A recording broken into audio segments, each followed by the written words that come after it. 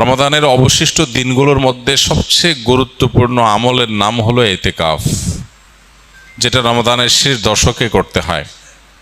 ইতিকাফ অবশ্য রমজানের প্রথম দশক, মাঝের দশক, এই দিনগুলোতেও করা যায়, একদিন দুই দিনও করা যায়, কিন্তু মাসনুন যে ইতিকাফ নবী করিম সাল্লাল্লাহু আলাইহি সাল্লামের রমাদানে, সেই প্রতিষ্ঠিত সুন্নাহ নবী সাল্লাল্লাহু আলাইহি সাল্লামের রমাদানের, সেটি হলো রমজানের শেষ দশকে ইতিকাফ করা। শেষ দশকের ইতিকাফ সম্পর্কে মা আয়েশা রাদিয়াল্লাহু তাআলা আনহা বলেছেন, কানান নবী সাল্লাল্লাহু আলাইহি সাল্লাম ইয়াতাকিফুল আশরাল আওয়াখির মিন রমাদান হাত্তা তাওয়াফাহুল্লাহ।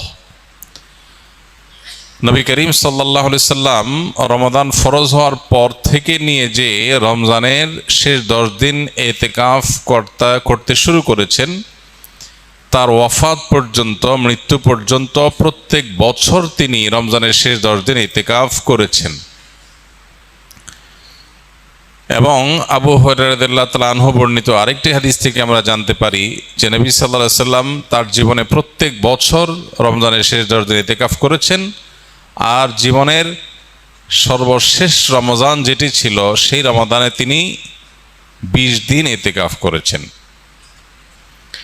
যে আমলটি প্রিয় নবী সাল্লাল্লাহু আলাইহি সাল্লাম জীবনে কোনো বছর, কোনো রমজানে একবারও ছাড়েননি, আমাদের সমাজে বেশিরভাগ মানুষের জীবনে সে আমলটি জীবনে একবারও করা হয়নি। এর চেয়ে বড় দুর্ভাগ্যের বিষয় আর কি হতে পারে? এর চেয়ে বড় হতভাগ্যের বিষয় আর কি হতে পারে? চরম শত্রুর সাথেও তো মানুষের এই বৈপরীত্য থাকে না। এরকম বৈপরীত্য নবী সাল্লাল্লাহু আলাইহি সাল্লামের সাথে আমাদের আচরণগত, আমলগত বৈপরীত্য আমরা সৃষ্টি করে ফেলেছি। এই জন্য আমরা নিয়ত করে নেই, আল্লাহ রাব্বুল আলামিনের কাছে তৌফিক কামনা করি, আমরা ইনশাআল্লাহ রমজানের শেষ 10 দিন ইতিকাফ করব। ইতিকাফ মানেটা কি? ইতিকাফ শব্দের অর্থ কোথাও নিজেকে আবদ্ধ করে ফেলা, নিজেকে বন্দি করে ফেলা। ইতিকাফের মূল কথা হলো রমাদানের এই দিনগুলোতে যখন আমরা ইতিকাফ করব, এই দিনগুলোতে আল্লাহর ঘরে, মসজিদে নিজেকে আটকে ফেলা, আবদ্ধ করে ফেলা। দুনিয়ার মানুষের কাছে মানুষ বিভিন্নভাবে চাইতে পারে। চাওয়ার চরম সীমা হলো, চাওয়ার সর্বোচ্চ লেভেল হলো যে কারোর গেটে গিয়ে বসে পড়া, পাও ধরে বসে পড়া, যে না দেওয়া ছাড়া যাচ্ছি না, যে কোনোভাবে আদায় করার জন্য পণ করা। আল্লাহ রাব্বুল আলামিনের কাছে আমরা সারা বছর দোয়া করি, মুনাজাত করি, চোখের পানি ফেলি, তৌফিক অনুযায়ী কম বা বেশি, কিন্তু ইতিকাফের আমলের মাধ্যমে মূলত আল্লাহ রাব্বুল আলামিনের ঘরে এসে কাঁথা বালিশ নিয়ে, গাট্টি বস্কা নিয়ে আমরা একরকম বসে যাই আল্লাহর ঘরে, যে আল্লাহ তোমার মাগফিরাত নিয়েই আমি যাব।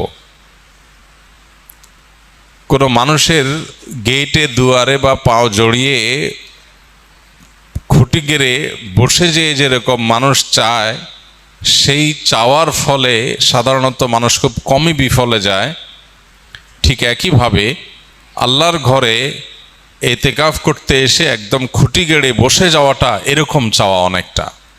এই চাওয়ার ভিতরে অবর্ণনীয় এক তৃপ্তি আছে, এই চাওয়ার মধ্যে অন্যরকম এক আবেগ আছে, ভাব আছে। এই আবেগটা উপলব্ধি করার তৌফিক যাদের হয়েছে, তারা জীবনে কখনো ইতিকাফ ছাড়তে খুব কষ্ট হয়, ইতিকাফের স্মৃতি তারা ভুলতে পারেন না। প্রিয় ভাইরা আমার, গোটা পৃথিবীর হাজার হাজার সৃষ্টি আল্লাহর, এগুলো আমাদেরকে, আমাদের মনোযোগকে, আমাদের ফোকাসকে নানা দিকে বিক্ষিপ্ত করে রেখেছে। সোশ্যাল মিডিয়ার এই যুগে, বিশেষ করে অনলাইনে বিচরণের এই সময়টাতে আমাদের মনোযোগ হাজার হাজার জিনিস নিয়ে যাচ্ছে। আমরা যখন সোশ্যাল মিডিয়া স্ক্রল করি, আমাদের সামনে কোনো একটা পোস্ট আসে, আমরা এই পোস্টটা দেখব কি দেখব না সিদ্ধান্ত নেই। স্ক্রল করে যাওয়ার পর বা স্ক্রল করে যদি কোনো পোস্ট সামনে আসে, আমরা যদি সেটা দেখি, তখন রিয়্যাক্ট করব কি করব না সেখানে আমরা মনোযোগ দেই। কোনো পোস্ট আমাদের হাসি উদ্রেক করে, কোনোটা আমাদের কান্না পাইয়ে দেয়, কোনোটা দেখে আমাদের হয়তো বিরক্ত লাগে, কোনোটা দেখে আমাদের ভালো লাগে, আমাদের অনুভূতি, আমাদের আবেগ, আমাদের সিদ্ধান্ত এগুলো এত ভাগে বিভক্ত যে পরিপূর্ণ আল্লাহ রাব্বুল আলামিনের প্রতি মনোযোগী হওয়ার সুযোগ, পরিপূর্ণ আল্লাহর দিকে ফোকাস দেওয়ার সুযোগ, আল্লাহর দিকে ফোকাস তো অনেক পরের বিষয়, নিজের নফসের প্রতি ফোকাস দেওয়া, নিজের ভালোর চিন্তা করার সুযোগটা আমাদের দিন এবং রাত 24 ঘন্টা আমরা ব্যয় করে একটু বের করতে পারি না। বেশিরভাগ মানুষ শেষ কবে নিজেকে নিয়ে ভেবেছেন? বয়স কত হয়েছে, গন্তব্য কোথায়, আমার কোথায় যেতে হবে, আমি কি আসলে জান্নাতে যেতে পারবো, আমি যে ট্র্যাকে আছি সেই ট্র্যাকের শেষ মাথা কি জান্নাত নাকি জাহান্নাম, আমার নিজের কল্যাণের জন্য আমি ভাবনার সুযোগ পর্যন্ত পাই না। আমরা এত ব্যস্ত, এই বস্তুবাদী পৃথিবী আমাদেরকে এত এঙ্গেজ করে ফেলেছে, এত ব্যস্ত করে ফেলেছে, নিজের জন্য সময় দেওয়ার সুযোগটা আমাদের নাই। আমরা ব্যস্ত, আমাদেরকে জিজ্ঞেস করা হয় কেন ব্যস্ত? আমাদের ক্যারিয়ারের জন্য ব্যস্ত, আমাদের নিজের উন্নতির জন্য ব্যস্ত, আমাদের সামাজিক অবস্থানের জন্য ব্যস্ত। অথচ এই সব ব্যস্ততার আড়ালে আমাদের নিজের অনন্ত অসীমকালের যাত্রার, আমাদের রবের এই বিষয়গুলোর প্রতি ফোকাস বা মনোযোগ দেওয়ার সুযোগ আমাদের হয় না। এই বাস্তবতায় এই ইতিকাফ আরও বেশি আমাদের জীবনে রিলেভেন্ট এবং গুরুত্বপূর্ণ। এরকম বিক্ষিপ্ত মনোযোগ যখন কোনো সমাজে চরম আকার ধারণ করে, আমরা 2 রাকাত নামাজ পরিপূর্ণ মনোযোগের সাথে, দুনিয়ার কোনো দিকে মনোযোগ যাবে না, পরিপূর্ণ আল্লাহর দিকে মনোযোগ থাকবে। আল্লাহ বলেছেন আকিমিস সলাতা লিযিকরি, তোমরা সালাত কায়েম করো আমার স্মরণের জন্য। আল্লাহ বলেছেন তার স্মরণের জন্য সালাত কায়েম করতে, নামাজ আদায় করতে। এখন আল্লাহর স্মরণ যেন হয়, এটা নামাজের উদ্দেশ্য। তারপর নামাজের মধ্যে আল্লাহর স্মরণ থাকবে। এখন আমাদের নামাজের অবস্থা হয়েছে এমন যে আল্লাহ ছাড়া সব কিছু স্মরণ হয়। 2 রাকাত নামাজ শুরু থেকে শেষ পর্যন্ত পরিপূর্ণভাবে পড়ব, কিন্তু মনোযোগ আল্লাহ ছাড়া অন্য কোনো দিকে যাবে না। এই চ্যালেঞ্জ আমরা কয়জন মানুষ নিতে পারবো? কয়জন মানুষ আমরা এই চ্যালেঞ্জ নিয়ে সফল হতে পারবো? চ্যালেঞ্জ নিয়ে দেখেন যে নামাজ শুরু করেন, নফল নামাজ 2 রাকাত নিয়ত করেন, একদম সালাম ফেরানো পর্যন্ত একবারের জন্য ছেলে মেয়ে, ফ্যামিলি, বিয়ে শাদী, মা বাপ, ব্যবসা বাণিজ্য, কাজ কাম, পড়া লেখা, ক্যারিয়ার, সোশ্যাল মিডিয়া, বাইরের কোনো জগৎ, কোনো কিছুর প্রতি মনোযোগ থাকবে না, পরিপূর্ণ আল্লাহর দিকে মনোনিবেশ করবেন।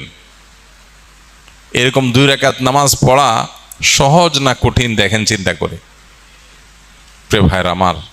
অথচ আমাদের দিনে কতগুলো রাকাত নামাজ পড়া লাগে, সেখানে 2 রাকাত নামাজেও আমরা এই মনোযোগ দিতে পারি নাই।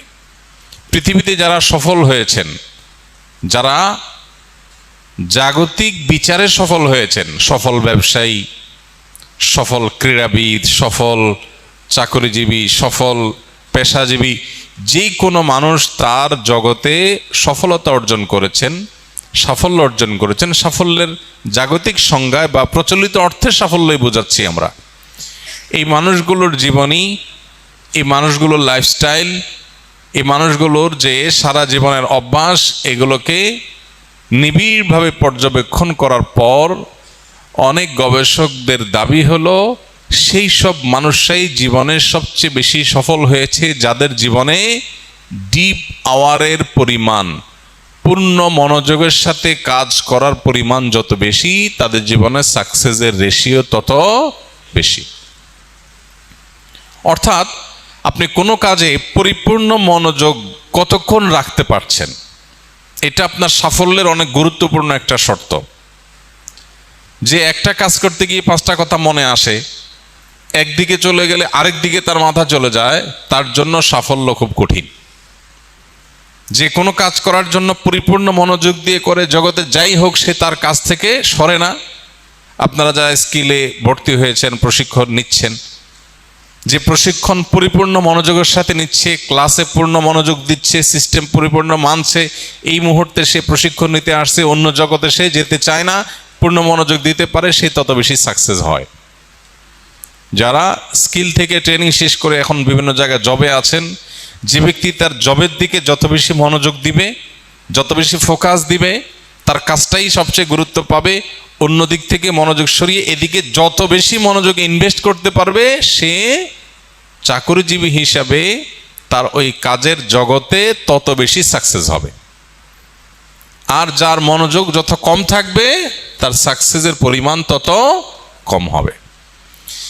এই মনোযোগ এখন নষ্ট হওয়ার মতো হাজার হাজার ডোপামিন, হাজার হাজার মনোযোগ বিনষ্টকারী ডোপামিন আজ চতুর্দিকে ছড়িয়ে ছিটিয়ে দেওয়া হয়েছে। স্পিরিচুয়ালি, আধ্যাত্মিকভাবে আমাদের মুসলমানদেরকে ধ্বংস করবার জন্য হাজারো আয়োজন আছে। যেগুলোকে আপনি দেখছেন নিছক বিনোদন, এগুলো মূলত আপনার আমার রুহানি শক্তি ধ্বংসের আয়োজন। যেগুলোকে আপনি দেখছেন নিছক টাইম পাস, সেগুলো আসলে টাইম পাস না, সেটা আপনার লাইফ পাস। আমাদেরকে শেষ করে দেওয়া হচ্ছে, মনোযোগ নাই। 2 রাকাত নামাজ পড়ার মতো মনোযোগ যার নাই, তার জীবনে সাকসেস কোত্থেকে আসবে? প্রিয় ভাইরা আমার, ইতিকাফ আপনার জীবনে, আমার জীবনে এই অভাবটা পূরণে সবচাইতে বড় ভূমিকা রাখবে। কারণ ইতিকাফের মানেই হলো তুমি একমুখী হও। 355 দিন তোমার ব্যবসা বাণিজ্য, কাজ কাম, ফ্যামিলি, সোশ্যাল মিডিয়া, তোমার আশপাশ, প্রতিবেশী, পরিবেশ ইত্যাদি ইত্যাদি, এগুলো নিয়ে হাজারটা কাজ নিয়ে তুমি ব্যস্ত ছিলে। 10টা দিন তুমি পরিপূর্ণ শুধু নিজের প্রতি মনোযোগ দাও, নিজেকে সময় দাও, নিজের আল্লাহর সাথে সম্পর্ককে নিবিড় করো, শুধু আল্লাহকে স্মরণ করো, একমুখী মনোযোগ দেওয়ার চেষ্টা করো। এই প্রচেষ্টার নাম ইতিকাফ। ইতিকাফ আমাদের জীবনের মিনিং চেঞ্জ করে দিতে পারে। ইতিকাফ আমাদের জীবনের অর্থকে পরিবর্তন করে অনর্থক জীবন থেকে অর্থবহ জীবনের ট্র্যাকে আমাদেরকে তুলে দিতে পারে। এই জন্য ইতিকাফের নিয়ত করবো তো ইনশাআল্লাহ।